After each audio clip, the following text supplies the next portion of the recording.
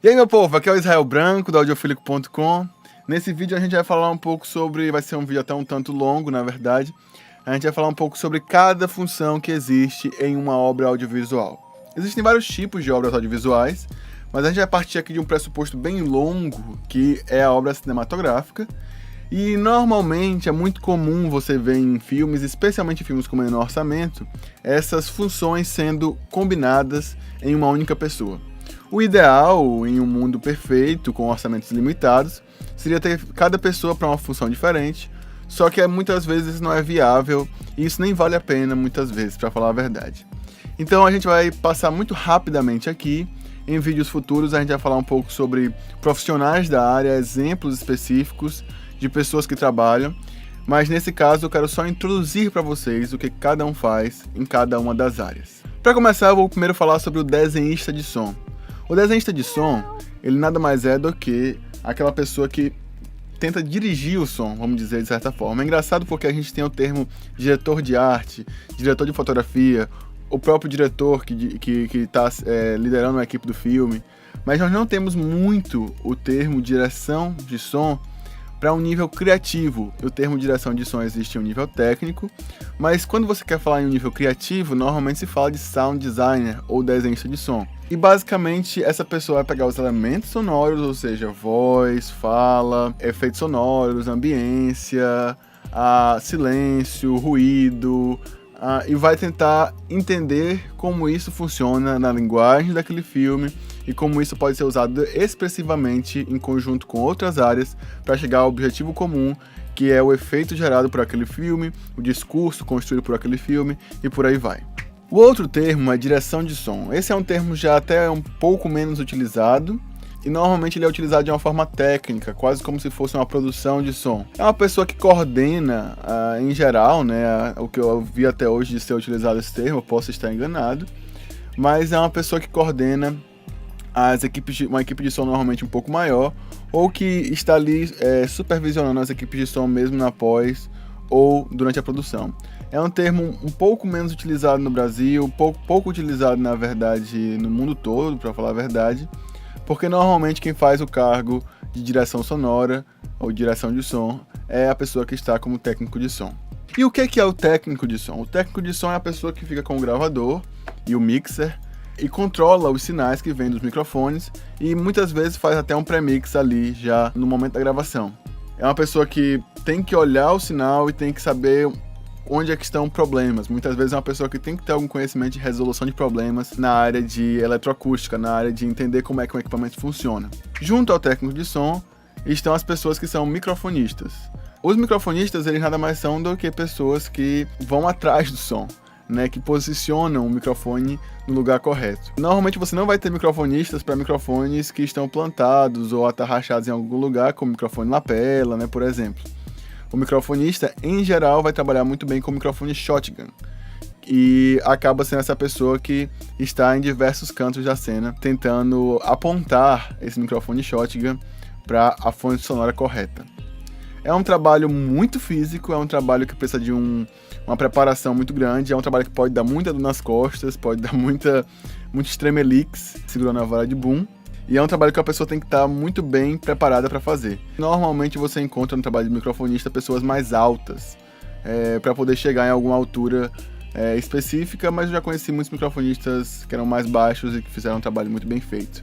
Mas normalmente você ter um alcance maior é algo muito importante, e aí que entram alongamentos e coisas do tipo, até para ajudar a ter esse alcance melhor. Para finalizar a produção, nós temos o assistente de som. O assistente de som, ele é uma pessoa que vai correr atrás de fazer coisas que não são responsabilidade do técnico ou não são responsabilidade do microfonista.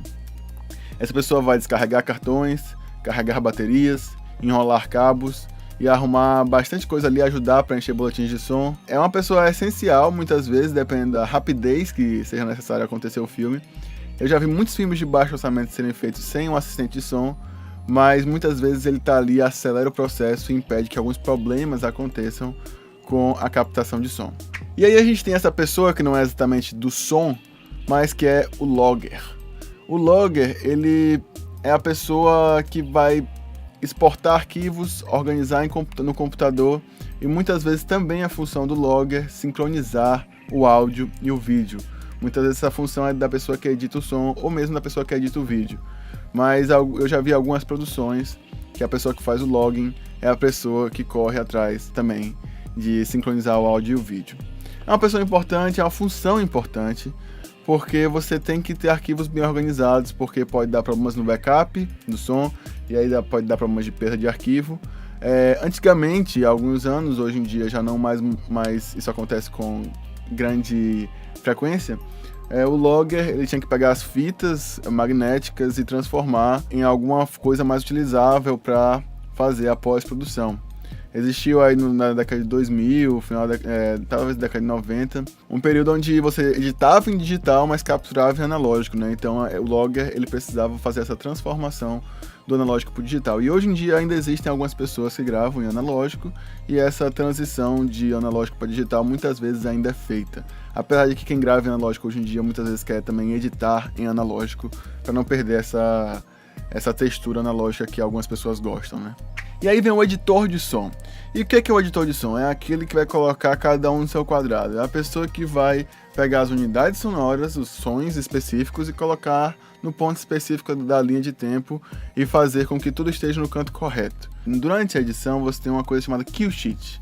A Kill Sheet é uma listagem que vai te mostrar quais são os sons que você precisa. E a primeira etapa de uma edição de som é você listar quais sons que você precisa para quais momentos. E aí depois que esses sons são produzidos, eles voltam para quem está editando, que encaixa no momento correto. A equipe de música é, como o próprio nome está dizendo, a equipe que vai sentar, compor e gravar a música, executar e gravar a música. Você tem um compositor, você pode ter um maestro, você pode ter bandas contratadas para fazer uma música específica para aquele filme, ou você pode comprar uma música que já esteja feita para colocar no filme. A outra função é a função de Foley. Foley não é exatamente efeito sonoro puramente dito, é um tipo de efeito sonoro, mas o efeito sonoro hoje em dia a gente trabalha muito com bibliotecas, entra em sites, busca efeitos sonoros. O Foley ele busca tentar gravar o som ao vivo, é uma técnica que foi desenvolvida durante a década de 30 e hoje em dia ela é menos utilizada pelas facilidades que o digital traz, mas que basicamente significa você exibir o filme e ao vivo reproduzir os sons que aquele filme requer que você exiba. É algo bem interessante de ser feito, é relativamente rápido de se produzir no momento que você fez o ensaio e tal, às vezes se produzem poucos takes do som para uma cena inteira. E também dá uma certa, eu acredito que o Foley ele dá uma certa vida para o som que é feito, porque você está fazendo e olhando a imagem ao mesmo tempo. Mas normalmente, na verdade, a gente hoje em dia é muito comum você ver pessoas, especialmente em filmes de baixo orçamento, usando menos o Foley e correndo atrás mais de sons de arquivo, que basicamente é ir atrás de um arquivo que você mesmo montou, uma biblioteca de sons. Muitas vezes você corre atrás de sons do mundo mesmo, com o microfone e com o gravador, e cataloga esses sons e coloca na sua própria biblioteca de sons. Ou você vai em bibliotecas de sons online, como freesound.org, e busca lá o som que você quer e encaixa no local correto da sua linha do tempo, né? É uma outra logística, uma logística que se dá muito bem com o som digital, especificamente porque no som digital nós temos a facilidade de criar quantas faixas basicamente nós quisermos. E aí eu diria isso sim, que eu acho que eu posso estar errado nisso, na verdade, mas eu diria que o som de arquivo ele se encaixa muito bem com o digital. E o som de Foley é uma herança que nós temos do analógico, mas é uma herança que nós temos que olhar com muito carinho, porque pode trazer uma certa vida que o analógico ainda pode nos oferecer. E daí vem a mixagem. A mixagem nada mais é do que você deixar mais organizado e deixar de uma forma um pouco mais expressiva aquilo que foi colocado pela pessoa que fez a edição. Basicamente, é organizar em nível de decibéis a intensidade de várias trilhas diferentes. Então, às vezes, a trilha de ambiente está muito alta e você tem que abaixar. Às vezes, a trilha de voz está muito baixa e você tem que aumentar. Existem muitas capacidades criativas no processo de mixagem, inclusive existem algumas premiações diferentes à mixagem. É interessante porque muitas vezes o propósito do som é ser invisível, né? Muitas vezes as pessoas, elas, assim, é meio estranho falar isso porque o som ele é invisível, mas muitas pessoas às vezes nem notam muito o som, né? Assim como a edição de vídeo, de certa forma, É muito comum as pessoas saírem de um filme com uma boa edição ou uma boa mixagem sonora e elas simplesmente terem uma sensação boa. Elas não vão chegar e falar como às vezes se fala na fotografia ou na atuação, nossa, que fotografia muito bem feita, ou que atuação muito impecável e tal. Mas eu acho que uma das questões mais básicas da mixagem é deixar o som com o objetivo correto. Muitas vezes ele fica mais natural, ou muitas vezes ele fica mais perturbador, ou muitas vezes ele fica mais legível. Buscar um objetivo e ser criativo com esse objetivo através da mixagem. Daí a gente tem as equalizações e as correções. Enquanto a mixagem a gente lida com decibel, na equalização a gente lida com hertz, ou seja, com frequências. Então às vezes a gente quer ajeitar um pouco aí algumas frequências que estão atrapalhando, ou que estão competindo com outras frequências, então a gente quer mexer em algumas frequências para que elas não atrapalhem a voz, mexer em algumas frequências para que elas não atrapalhem algum som que é importante para a gente, e aí a gente tem uma equalização de faixas.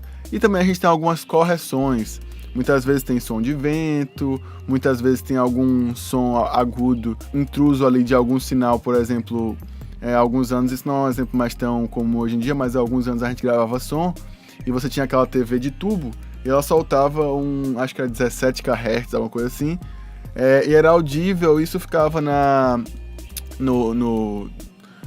trilha de som e atrapalhava, então a gente ia lá e fazia essa correção e tirava um pouco dessa onda aguda que estava atrapalhando.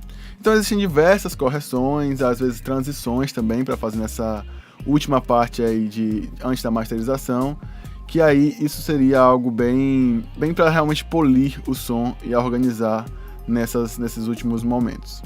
E aí, para chegar no último passo, a princípio da pós-produção em som, nós temos a masterização. E a masterização nada mais é do que você criar uma cópia mestre. Originalmente, né, o termo seria para você criar uma cópia mestre para um arquivo, uma gravação de som, o que fosse. E aí você tinha o master, e a partir do master você tinha as cópias para distribuição, e a partir daí você conseguiria exibir em sala de cinema, ou na TV, ou o que fosse. No sentido atual, uma boa masterização, ela se refere muito a como você organiza os canais de som, né? Esquerdo, direito, o canal central, se você estiver lidando com 5.1, subwoofer, você pode masterizar a partir disso aí. Já a masterização para cinema, você pode ter uma compressão menor e você pode ter alguns sons muito altos ou muito baixos, porque você vai estar numa sala tratada acusticamente para lidar com esse som muito alto ou muito baixo, e isso ajuda na experiência do espectador. Você pode criar um som 5.1, 7.1 para uma sala de cinema, numa masterização. Você pode criar um som a 2.0 ou 2.1 para ser ouvido com caixa de som, duas caixas de som e um subwoofer, no caso 2.1, né, em casa. Ou você pode ter o 2.0 para escutar com fone de ouvido. Então, cada masterização vai ter uma característica diferente, muito conectada com o espaço de distribuição, o local que vai ser exibido essa masterização que você está fazendo. Algumas pessoas vão colocar a masterização como um grande momento da pós, onde dentro da masterização vai estar a mixagem, vai estar a equalização e vai estar também o envelopar, né, a finalização em canais. Eu particularmente prefiro dividir como coisas diferentes, mas basicamente cada um vai fazer a sua divisão, mas no fim das contas as funções são basicamente essas. E aí, por incrível que pareça, mesmo com essa introdução toda, a gente na verdade só deu uma raspada aqui um pouco sobre o que são essas funções. Isso foi basicamente uma introdução. Eu espero que tenha dado para entender o que se faz no som para cinema. É muito comum estudantes de cinema acharem que som para cinema é um grande mistério, uma coisa assim, meu Deus do céu, só os deuses fazem. E é verdade.